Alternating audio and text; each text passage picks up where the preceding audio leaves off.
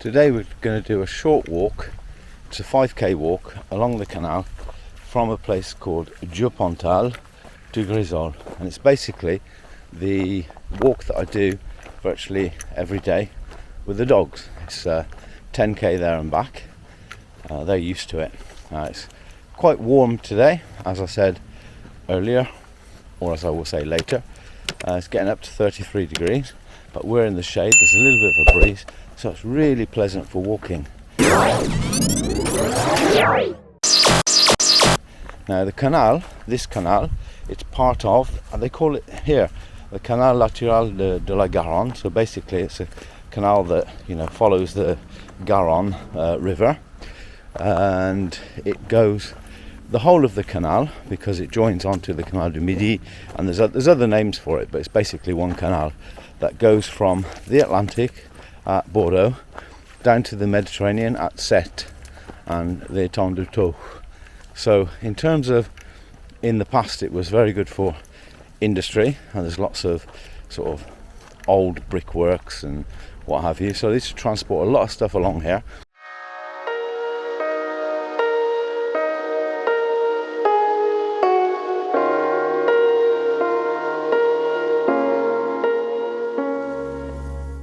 Is a grey heron, which is the one that comes from Africa and stays here just until the autumn. You can see it, but there is a purple heron, and we've been walking for just over 3.5 kilometres, and he has just been, well, not following us, he's been in front of us, but each time we startle him and he moves on. I think it's a young one because he's so far away from the water, there's no way he can fish from there. And he's not sussed out that after 3 kilometres of jumping, flying, coming back down, that this is the way we're going. So I guess it's a young purple heron, probably this year's one, but he's so far away from the water, there's no way you can fish here. And I think that fishing is probably difficult here but I think, there you go, he's just landed again, about 50 metres away.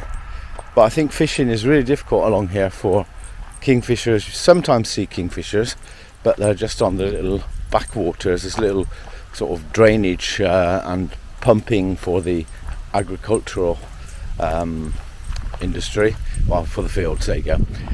So there's little inlets where the water flows off and they pump it from there onto the crops. But so you don't see many kingfishers, and you don't see that many herons. You do in some places where it's a little bit shallow, which I guess they can get close to the water's edge and fish, but along here you don't generally. So I think this is a bit of an inexperienced, novice, young grey heron, and he needs to get a meal because in about 2 months' time he's flying back to Africa. There you go, he'll take off now as we're coming up to the Pont de Canals. It's a village called Canals, it's not about the canals, and off he goes. There you go, see you in 2 minutes. There's a bridge at roughly every kilometre, but sometimes it's a little bit longer and sometimes a little bit shorter. It depends if there's a village or a hamlet or a town nearby. This we're coming up to is the village of Grisolles, and on our daily walk we normally go in there. It's 5 kilometres from where I park the car, and we have a coffee and the dogs have a rest before we turn back. So let's go and have a coffee in Grisolles. This is Grisolles. It's a pretty nondescript village. I excuse myself to any Grisollois or Grisolloises who are listening or watching, but they do have a nice little covered market which dates from 1894, and in here they have quite a nice little market from time to time. I think it's every Sunday, with local producers of fruit, veg and food, meat and stuff, charcuterie, etc. That's quite nice. And just over the other side of this there's a church, a 19th century church as well. But that is Grisolles really. Just down there in that direction, about 3 kilometres, is the Garonne River and the valley of the Garonne, and the canal virtually follows it all the way down. The nice thing about the canal for walking along is that you can normally find some shade. As it goes north-south, you've either got this side where we are now, which is totally in the shade, and the other side, which is a really flat tarmac path, virtually all the way from Bordeaux on the Atlantic to the Mediterranean, is in the shade in the afternoon in most places. So it's a really nice place to have a walk or to go cycling, and there's loads of cyclists normally. Probably not so many today because, well, it's 33 degrees now. I think most of them are probably not wanting to go out. Can't blame them, really. So much wildlife here. Dragonflies, you name it. If you came down at night, you would find wild boar. You don't really want to meet one of those, but they're here, definitely. You can see the marks in the ground. There in the distance on the right, just see it, a little sort of slope up there. That is the end of our walk. Cars just parked the other side. So that'll be our 10k for today. And as the sun's starting to get a bit warm, I think the dogs will be happy to get in the shade, get a drink and something to eat. And for the young one, Rodney, this is Stan, and that's Rodney, the other one, eating something that people have left. And he's 3 years old, and he's a bit of a sleeper, so he'll go back and he'll sleep all afternoon. And why not? Stan won't sleep. He'll be ready to go out again straight away.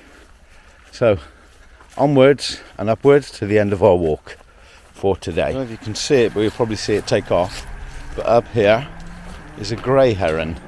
So we saw a purple heron earlier. This is a grey heron, and he's about to take off. Off he goes. There he goes. And you'll notice that it's pretty much tree lined, the canal, but you'll see in some areas it's a little bit sparse because there was a tree disease. I can't remember the name of it, but I can find out, and you can find out as well. So they had to fell a lot of trees. So it's really beautiful walk or cycle ride or whatever, apart from in these areas in summer where it's not shaded, and there it's virtually impossible because it gets pretty warm here. Just as an added sort of thing to add, the Canal du Midi, as I say, or the Canal de Deux Mers, the Canal of the Two Seas, actually joins at Bordeaux, and then you can get from there virtually directly, if not directly, to what they call the Veloroute du Sud, and it goes from, I think it's from Trondheim in Norway, right the way down to Compostelle in Spain. So it's a massive, great big cycle path, and in most of the places it's absolutely flat, really smooth, well signposted. And on Friday we're going to the Atlantic coast for a couple of weeks to get away from this heat at home, and we'll be using the Veloroute there, and it's absolutely brilliant. I'll show you some of that when we get there, but it's a really good way of travelling through it's the Landes department and through to the Pays Basque, the Basque country, and it's absolutely fabulous. We'll be taking the dogs in a little cart because it's a bit much for them to try and keep up with us on our bikes. Not that we're like Olympic athletes or anything, but it's just a bit too much for them, especially with the heat in summer. So there you go, big places to ride bikes, and it's absolutely fabulous for that. I have just seen the most massive snake just sliver into the undergrowth from this path that we're walking along. Luckily the dogs weren't there because they would have gone and got it. But the thing to say is it was about, I would guess it was about 1.5 meters long, so quite big, like a bronzy greenish sort of colour, which means it was what we call, well, the name of the snake is a western whip snake. Now they're totally harmless, but they look scary if you're scared of snakes like I am.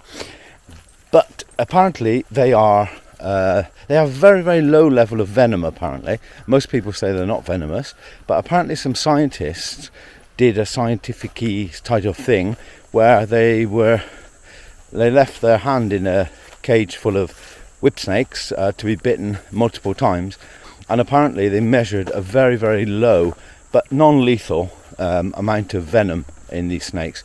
Now here we have another snake which is called a red asp, which is, I think, the same one that killed Cleopatra. Now those are mega poisonous. I mean, nothing like the cobra and, you know, saw-scale vipers in India, but they could kill, and if anybody's got a heart condition, they're pretty much at risk. And young kids and animals. I know our neighbour, in fact, our next door neighbour, when they first moved into the house, their dog, which was a big Malinois, a bit like an Alsatian type dog, was actually killed because they were moving a pile of earth, and in this earth was one of these snakes, hibernating probably, and it bit the dog, and the dog died a couple of hours later. Could do nothing about it. So those are dodgy things. But the thing to say about snakes, as I said, this one was just slithering off the path, and basically a snake will, you know, it would try to escape from you, it would try to get out of the way, but you could sometimes startle them, and that's maybe when you could get bitten. But there's not much to worry about, and for those that like them, but you can see quite a few here actually if you look around. That was the snake episode. If you come by bike, there are little places where you can stay, like this one is sort of an old gypsy caravan, and some other places here, which is by this little restaurant called L'Auguste. So that's a bit of a hello to Agnès and Richard that run this place. It's a good little restaurant. They're not open all the time. They open, well, it seems like when they feel like it, but the food is always good, and it's reasonable. And it's normally a set menu. There's not a huge menu, but there will be one or two things on the menu. And the other owner, Agnès, she makes us a nice little terrace over the canal as well. Great for mosquitoes at night. And Agnès makes all the desserts. Richard does all the cooking. And I've got dogs that want to go to a restaurant, but they can't. And if you wanted to, you could live in a boat. Instead of living in a flat or a house or whatever, which is quite cool. And there's one for sale up here. The green one's for sale. How about that? About a quarter of the price of a small flat in Toulouse as well. Another thing they have along the canal is these stations where there's all here is tools, so you can just like grab one of the tools and use it to fix your bike. There's a pump, and there's a little thing to put your bike in to fix it. How about that? Absolutely fabulous. And it's pretty well waymarked along the way. So this, it tells you that you have a sort of a principal round trip of 1 hour 30, which is, or you have another one which is 23 kilometers, one 11 kilometers which is 40 minutes, and 19 kilometers 1 hour 15, and it shows you exactly where you go. So some of it goes along the canal, some of it branches off into little villages, but it's pretty well waymarked all the way along. It's absolutely brilliant. I love it. And we're on our way back, but it's so pleasant, and obviously the dogs love it as well.